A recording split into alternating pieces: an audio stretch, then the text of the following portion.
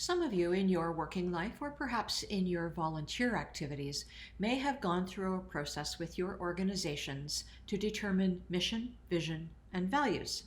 Now, these are things that help organizations decide on strategies, develop a strategic plan. They are essentially the guiding lights that help an organization move forward. As a for instance, an organization may decide that one of the values they hold dear is environmental protection. So they would develop a strategy that says that they will reduce the use of plastic water bottles, go paperless as much as possible, and perhaps use virtual meetings whenever possible rather than jumping into a car or onto an airplane in order to reduce their carbon footprint. These are the kinds of things that organizations do on a fairly regular basis. About every 5 years is fairly typical. We've just gone through that sort of exercise here at my company. And our overarching company is Reno Studios. We went through the development of mission, vision, and value statements for Reno Studios. I will show those to you right now. Okay, here we go. Let me get back here. There we go. So here is the mission: to educate, inspire, and elevate independence through renovating thinking, spaces, and lives for people who want increased safety, confidence, and dignity. Our vision is this: we are a global platform that showcases options, opportunities, and products while creating transformational thinking, leading to modifications that empower each person to create their best life. That's our mission and vision, and that crosses all three companies, which is Real Life Renos, The Oldish, and Brown Healthcare. So that is what we've decided to do. The values that drove the creation of that mission and vision were independence, safety, confidence, and dignity. So, having gone through that process, I thought how interesting to translate all of that to a more personal evaluation of our own lives. My name is Karen, and that's what we're going to talk about today: determining mission, vision, and value statements in our personal lives. So, we've talked about planning a great deal here, and we've looked at different ways to do it. So, today, those of you who have worked in organizations or volunteered for organizations, it's still work, you're just not paid, that have gone through this sort of process may be familiar with it, and this may be something that's helpful to you. So it really helps us to decide how we want to move forward if we have a good understanding of our core values. So even though you normally hear mission, vision, and values stated that way, mission, then vision, then values, it's actually done the other way around. The first thing you do is determine your values. They drive everything. So, when a decision needs to be made, we can always look back on our values and decide whether option A or B or C, in terms of what decision we need to make, is best aligned with our values. And there will always be something that aligns better with the values that we hold dear. Values are something that gives us great comfort. And when we have a really good understanding of what our values actually are, when we sit down and think about it, it's amazing what sort of bubbles to the surface. And it's really interesting how it truly does guide you. So, although it does take discipline to stay true to your values, it really is something that puts you on a very solid footing. And it's worth doing the exercise. Whether or not you take it on to do mission and vision, it's really worth having a good, solid think about what your values are, not what someone else told you they are. And when I say that, I don't want to offend anybody, but churches, social service organizations, sometimes the community we live in, will all hold a set of values and impose those on the people who choose to participate in them. I'm not saying that's a bad or a good thing. That is for you to decide, not for me to decide. The point I'm trying to make is that sometimes we can adopt another set of values without actually giving it too much thought ourselves. It's really, really interesting to sit down and think about your own values that you want to guide your life. Is it all carved in granite? No, it is not.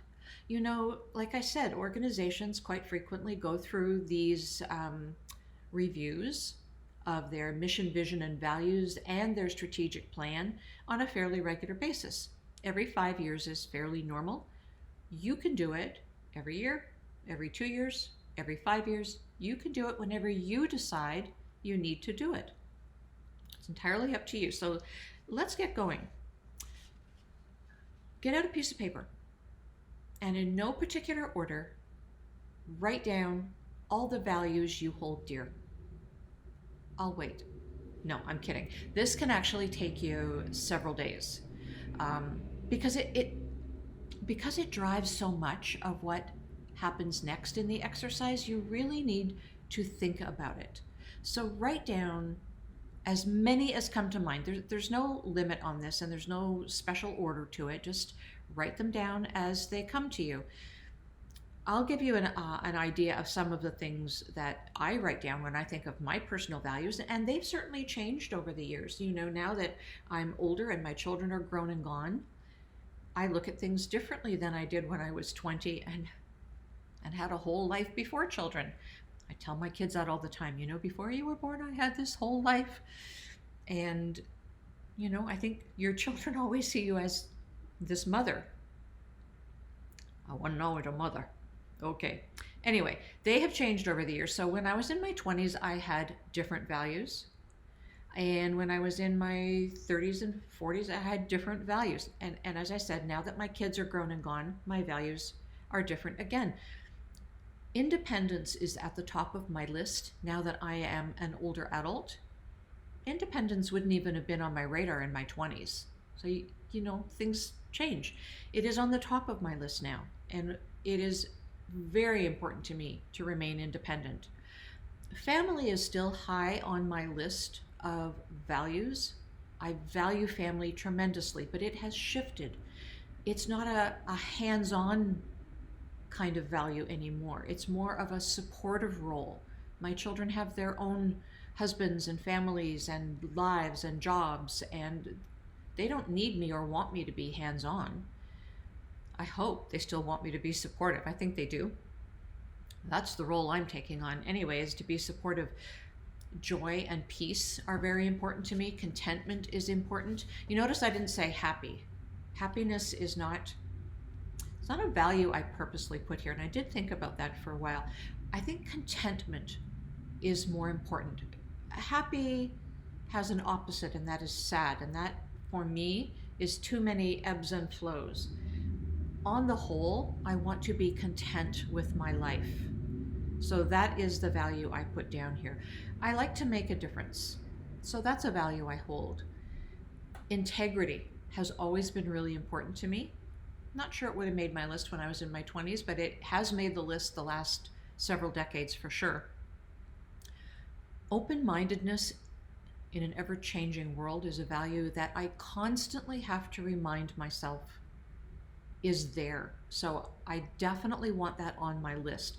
The world is changing so much, and I need to always remind myself to be open-minded and not get stuck in a tunnel vision view of anyone or anything or any opportunity that comes through. It's a big world out there. Passion. Now, this is something that's been on my list for the last several years. As I get older, you know, I find that I really want to make time for the things I am passionate about. Not merely the things that I like or enjoy doing, but the things I am absolutely passionate about. If there's extra time, I can take care of the likes, but passion, that's a value. That is where I want to spend my time so that I can look back and see that the passion I had for something led me to make a difference in that space. So that's a value that I hold dear. Anyway, you get the gist of this. You just sort of freestyle it. Write down your list. I don't care how many pages it takes up. You just write it down. What's important to you? Look at look at the people you admire.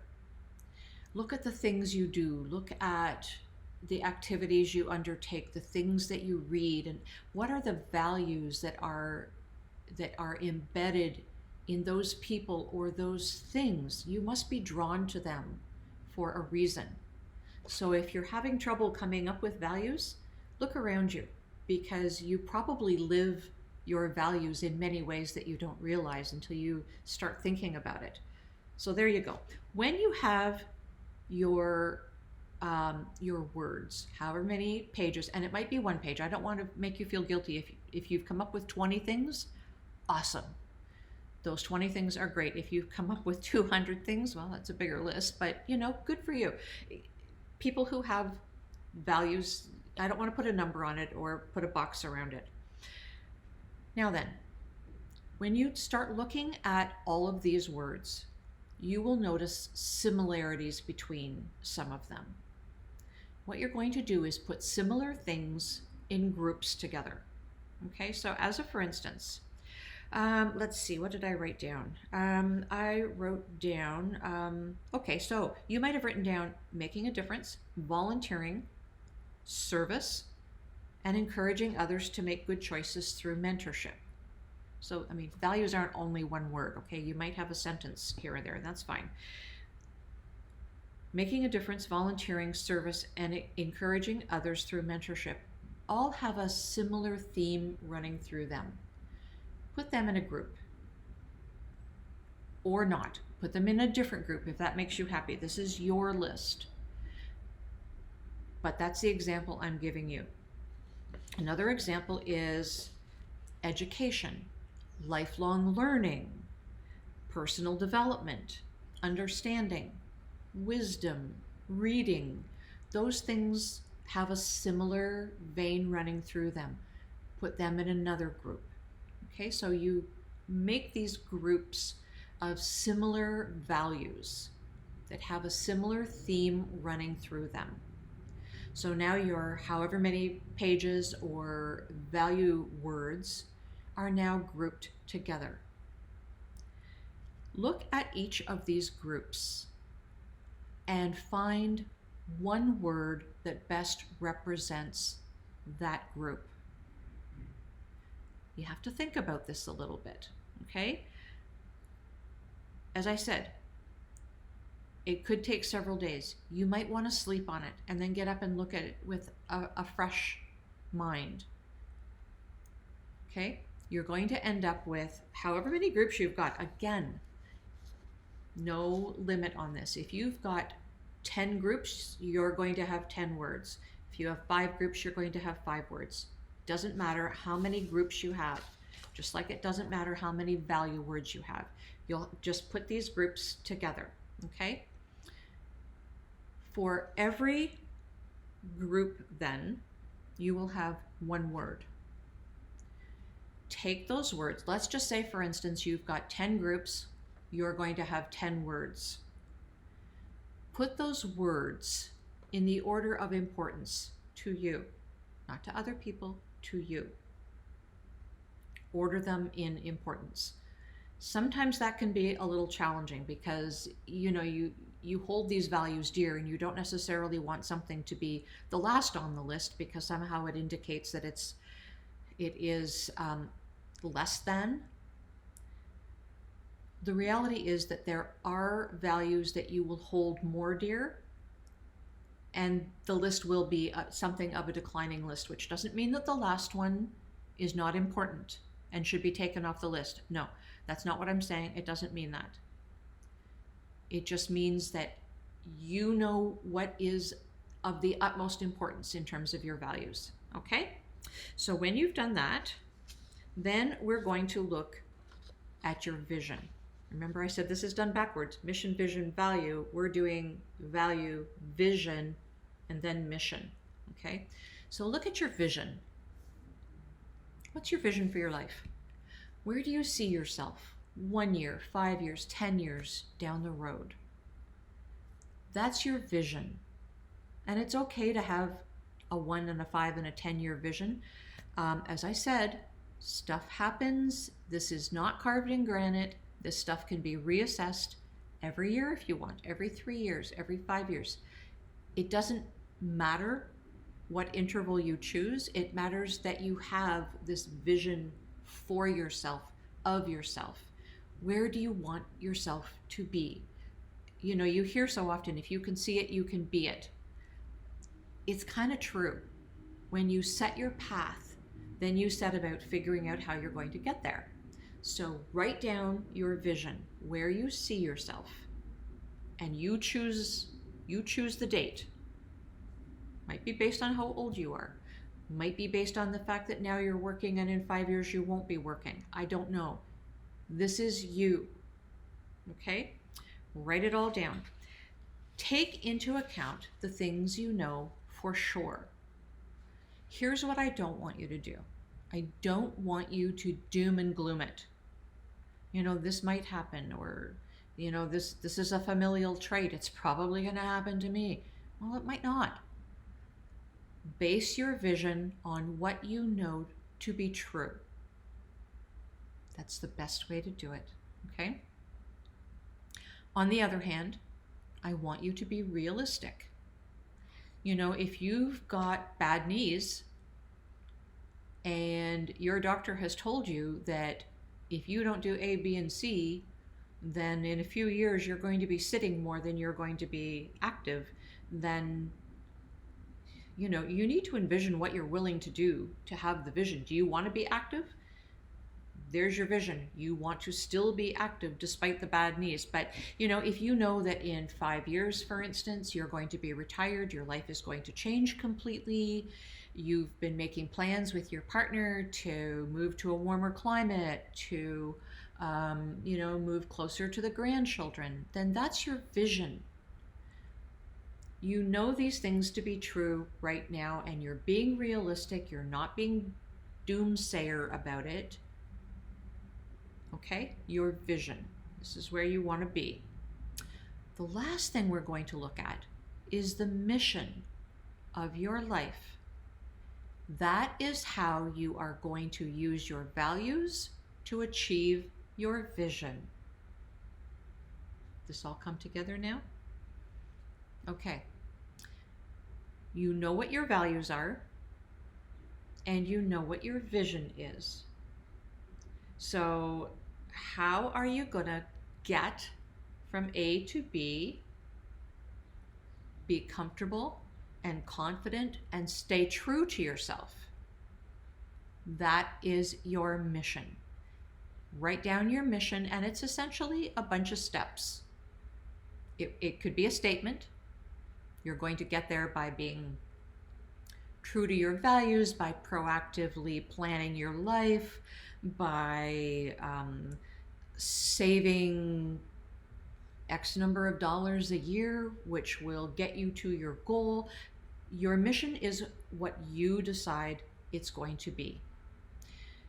People tend to get very shaky and uncomfortable when they stray from their values. So when you're developing your mission, how you're going to get to the achievement of your vision, keep an eye on those values and make sure that the steps you decide to take are in line with the values that you hold dear. Make sense? I think it should make sense. So at the end of doing this exercise, you should have a firm grip on the values that guide your life, on the vision that you have for your life, and on the mission, which describes how you're going to lean on those values to get you to your vision and achieve the life that you want to create for yourself. You know, this is not like hokey. I don't mean, oh, you're going to create this life that isn't possible. No, this all has to be realistic and possible. But in a very real sense, you do get to create your life by making decisions, one foot in front of the other. And as I have said to you before, if you don't make decisions, somebody will. Somebody will be making decisions about your life. I'd prefer that it were you. I'm sure you'd prefer that it were you. So this is all part of being proactive. So what about when opportunities come up that seem very tempting? Opportunities, new ideas that you didn't know about when you developed this mission, vision, and values? Well, you have a framework to guide you. For some things, your values can certainly continue to guide you, and should, because these are the things that are at their core you. The vision that you have when this new shiny thing pops up may be what changes. And you have to use your vision in a way that lets your values align with it. Let me put that another way. You have to use your values to decide whether you are comfortable in pursuing this new vision. Does that sound better? Because for some of us, opportunities come up and it's squirrel. Squirrel. There's a squirrel. It's shiny. It's a squirrel. It's moving fast. Got to chase it. Got to grab it. Relax. Just relax. By going through the creation of this framework of mission, vision, and values for yourself, you create a framework that you can use going forward. It doesn't mean that the vision is going to stay there forever. It doesn't mean that everything is going to stay the same. What should stay the same are your values. But remember, the values that I have now in my 60s are not the values I had in my 20s or 30s. However, I do expect the values that I have in my 70s to be pretty closely aligned with the values that I hold now. Values don't change that quickly. So I think you can find some comfort in that. It's fair to be able to take advantage of a brand new vision that you didn't see coming. You may meet a new partner in your life, and that could completely change the vision, because now you're having to merge this vision that you have had with this new partner's vision, and you may together come up with a vision that is completely different from the one that you expected of yourself when you first developed this framework. Your values, though, they're going to stay the same. Your values will stay the same. So it helps to be able to assess new opportunities or squirrels against your values to make sure that you stay within your comfort zone. That's what you want to do always, is stay within your comfort zone while moving forward to a future that is of your choosing, of your design, of your creation. That is our show for today, and I do hope that you will come back and join us next week. Before we go, I want to show you our oldish website, because I've put a new feature on there that I want to be able to show you. And you see down here, this little gear. If you click on that gear, it opens up an entire menu of accessibility adjustments, so that no matter what kind of adjustment you may need a font that's bigger, you want the highlights linked, you want the light turned down, you want things aligned differently, you prefer dark contrast, you prefer low saturation, you want the images hidden so that you can see things better. I mean, there are just so many options here that you can choose from, and I'm actually quite in love with that. And I hope that you are too. I think that it is a really good accessibility piece. We've been able to put that on theoldish.com, and it is on renostudios.com. You just look for that little gear shift. We are going to put it on Brown Healthcare. It's a little trickier because it's a shopping cart system. It wasn't as easy to just pop it on. The web team has to do some finagling, but we'll get there. Anyway, for any of you who want to make use of those features, you can now do that on 2 out of our 3 sites, and I hope you will enjoy that. We will see you next Wednesday at 12 noon right here on facebook.com/The Oldish, which is our weekly Oldish TV program. Until then, take care of one another, take care of yourselves, and do remember that it takes a village to age a senior. Bye, everybody.